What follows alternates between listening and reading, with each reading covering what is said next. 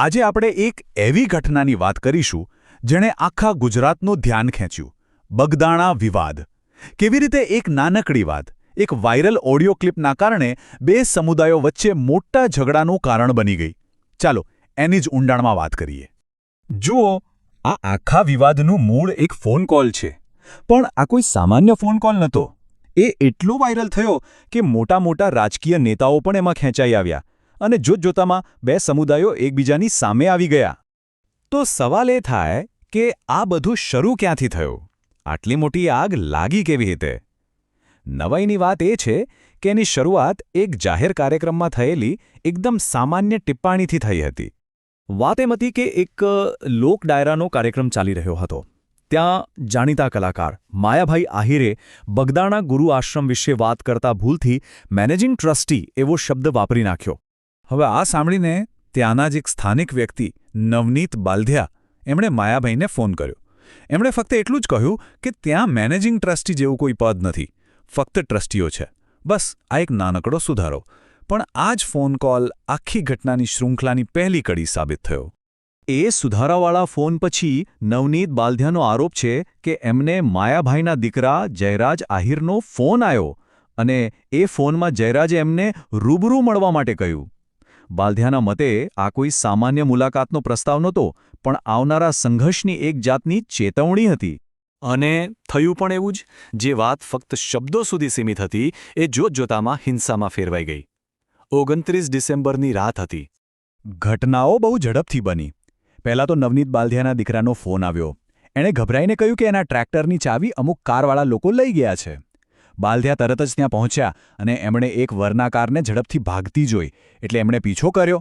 પણ થોડે આગળ જતાં જ એ કાર ઊભી રહી અને એમાં બેઠેલા લોકોએ આરોપ મુજબ નવનીત બાલધિયા પર સીધો હુમલો કરી દીધો.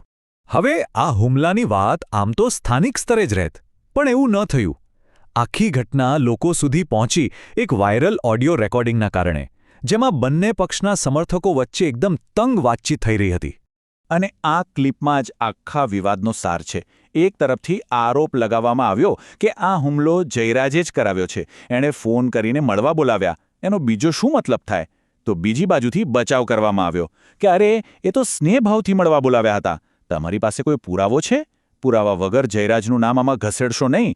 એટલે કે એક જ વાતના બે અલગ અલગ અર્થઘટન અને બંને પક્ષો પોતાની વાત પર અડગ હતા. બસ આ જ વાત. જે એક વ્યક્તિગત ઝઘડો હતો એ હવે કોળી અને આહિર એમ બે સમુદાયો વચ્ચેના તણાવનું કારણ બની ગયો. પછી તો બંને સમુદાયના નેતાઓ મેદાનમાં ઉતરી આવ્યા. એક તરફ કોળી સમાજે રાજકીય નેતા હીરાભાઈ સોલંકીની આગેવાનીમાં જયરાજ આહિરની ધરપકડની માંગ સાથે જોરદાર વિરોધ પ્રદર્શનો કર્યા. તો બીજી તરફ આહિર સમાજના સમર્થકો જયરાજના બચાવમાં ઉતર્યા અને માયાભાઈ આહિર પોતે છેક ગાંધીનગર સુધી સરકારી મંત્રીઓને મળવા પહોંચી ગયા. જેમ જેમ આ સામાજિક તણાવ વધતો ગયો તેમ તેમ પોલીસની તપાસ પર પણ જબરદસ્ત રાજકીય દબાણ આવવાનું શરૂ થઈ ગયું. આ રાજકીય દબાણની અસર પણ તરત જ દેખાઈ. પહેલાં તો પોલીસે હુમલાના કેસમાં 8 લોકોની ધરપકડ કરી.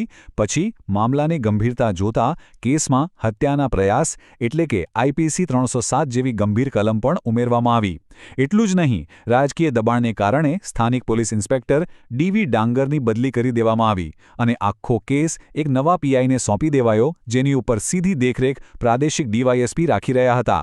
આ બધાની વચ્ચે અધિકારીઓએ પણ જાહેરમાં નિવેદન આપ્યું. ડીએસપી રીમાબા ઝાલાએ સ્પષ્ટ કહ્યું કે અમે તપાસ કરી રહ્યા છીએ. જો કોઈની પણ સામે પુરાવા મળશે, પછી ભલે ગમે તે હોય, એને છોડવામાં નહીં આવે. તો આટલા બધા ઉતાર ચઢાવો પછી આજે આ બગદાણા વિવાદ ક્યાં આવીને ઊભો છે? હાલની પરિસ્થિતિ જોઈએ તો તણાવ હજુ પણ યથાવત છે. જયરાજ આહિરની કથિત સંડોવણીને લઈને પોલીસની તપાસ ચાલી રહી છે અને બંને સમુદાયોના રાજકીય આગેવાનો આ કેસના પરિણામ પર બારીકાઈથી નજર રાખીને બેઠા છે. એટલે કે મામલો હજી ઉકેલાયો નથી. અને આ આખી ઘટના આપણને એક બહુ મોટો સવાલ પૂછવા પર મજબૂર કરે છે. આજના સોશિયલ મીડિયાના જમાનામાં એક નાનકડો સ્થાનિક વિવાદ કેટલી હદે અને કેટલી ઝડપથી એક મોટી રાજકીય આગ બની શકે છે, આ એનો જીવતો જાગતો પુરાવો છે.